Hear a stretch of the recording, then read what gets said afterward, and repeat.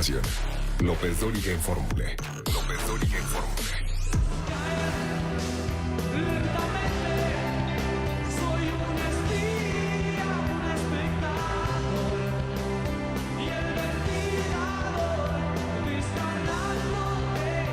Bien, pues aquí seguimos con mucha más información. Se está terminando ya este ciclo de la Suprema Corte de Justicia de la Nación. A partir del 1 de septiembre, pues esta instancia, la segunda sala, va a desaparecer y toda la reconfiguración que tendrá el máximo tribunal de nuestro país. Vamos contigo, Juan Antonio Jiménez, esta segunda sala que cerró sesiones.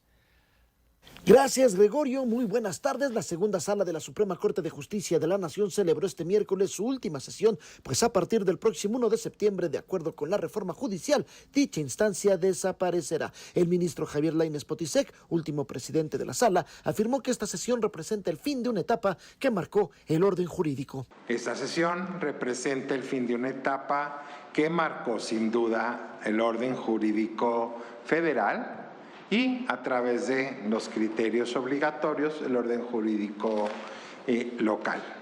Desde su creación, la sala asumió con responsabilidad la tarea de resolver asuntos de altísima complejidad en la vasta materia administrativa, incluye la materia fiscal, en materia laboral, seguridad social y materia agraria. Asimismo, el ministro aseveró que su labor fue siempre con apego a la Constitución, buscando la aplicación estricta del derecho y la justicia, donde se resolvieron asuntos que impactaron la vida de muchos ciudadanos. Al finalizar su mensaje, Lainez Potisek así concluyó las labores de la segunda sala. A nombre de esta presidencia, agradezco a todos quienes han hecho de esta sala un referente de profesionalismo y honor en la historia judicial de México.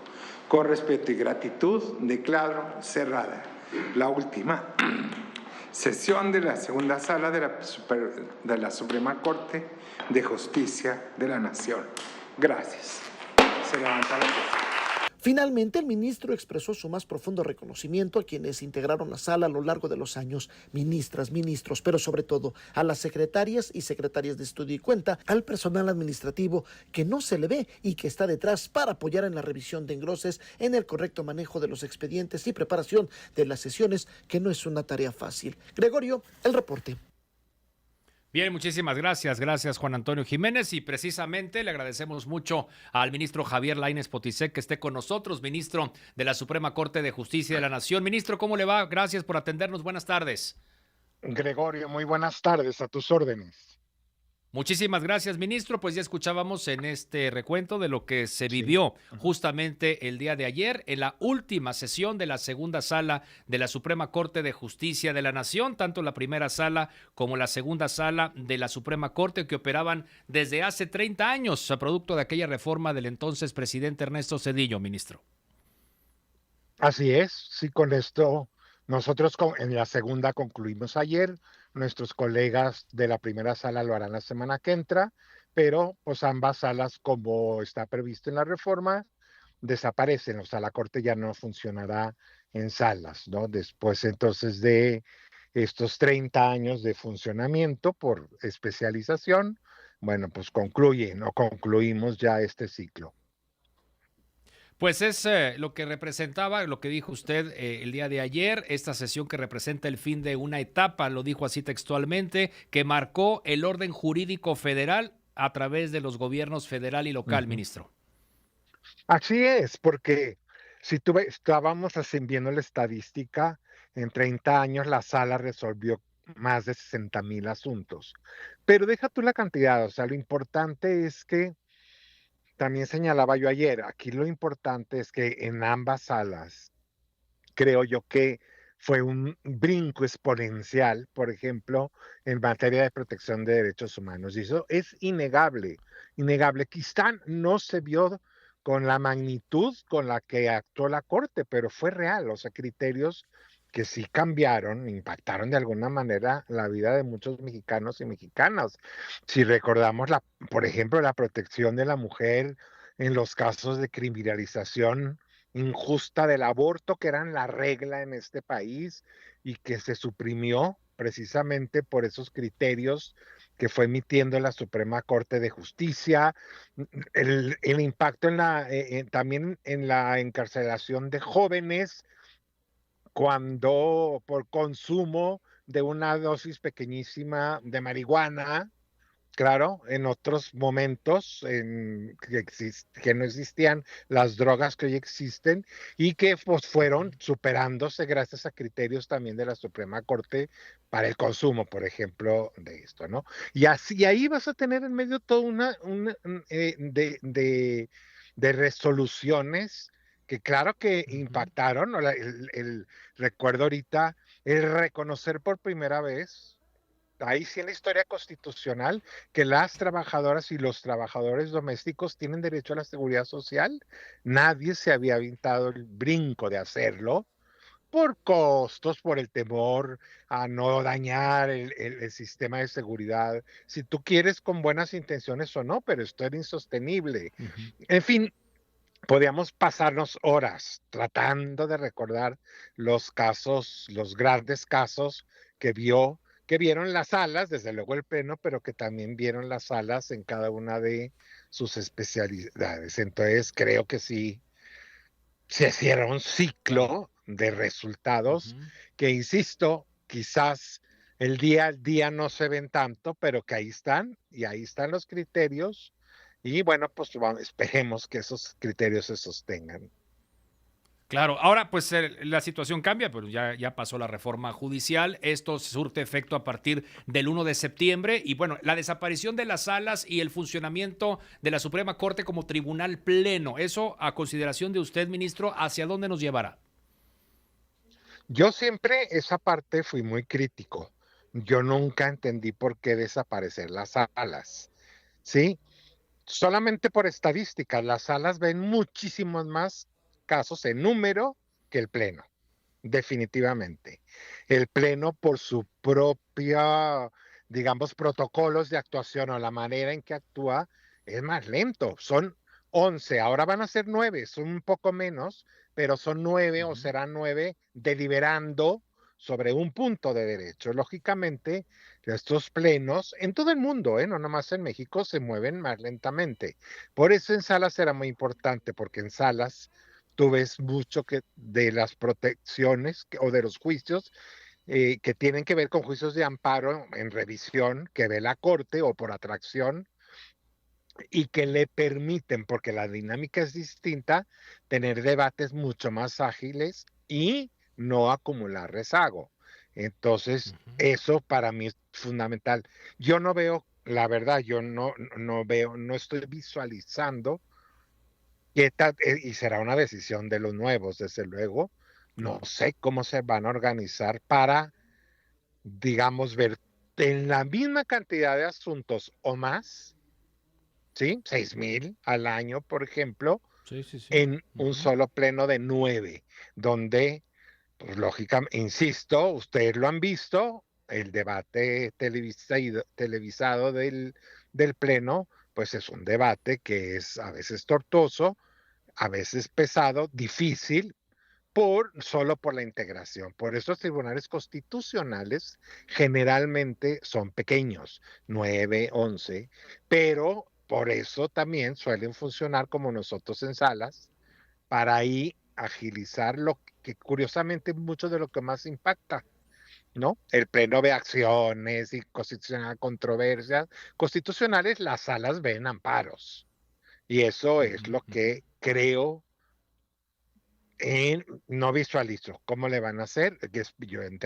Yo quisiera pensar que serán creativos para ver cómo se organizan para, pues, seguir, digamos, resolviendo esa cantidad de asuntos al año, Claro. además son menos, porque son 2 ponencias menos, ¿sí?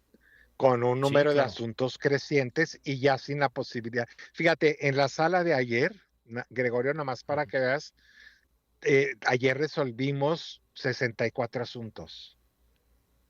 Es cierto que de toda importancia, me dirán, porque Claro. muchos de esos asuntos son porque no reúnen los requisitos de procedencia, pero ese requiere Sí, un sí, pasan estudio, rápido. pues, ¿no?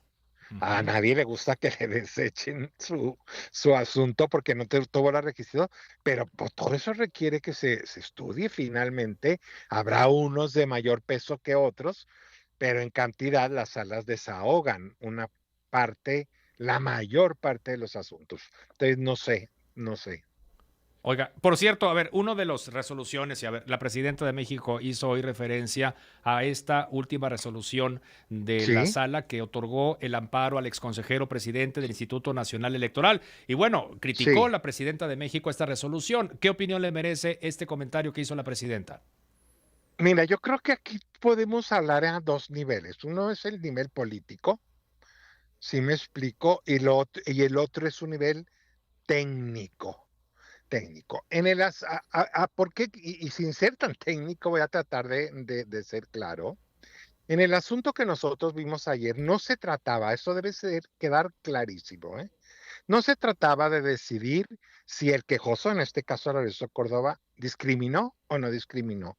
Ese no era la litis, ese no era lo que a la Corte le llegó como asunto, sino Ujú. lo que teníamos que resolver es que independientemente de si hubo una resolución o no que lo condenara, que no hay ni una, ¿eh? Ni una. Porque, porque el hecho que fue grabado es una prueba ilícita, entonces esa no cuenta. Pero independientemente de eso, aquí el litigio fue si una autoridad, ¿cuál es el fundamento para que una autoridad tome a un ciudadano con su nombre y apellido, datos personales, y lo exhiba en una publicación de libros de texto gratuitos dirigidos a niños y adolescentes de distribución millonaria y de uso obligatorio para educación básica y te exhiban en este caso como un discriminador?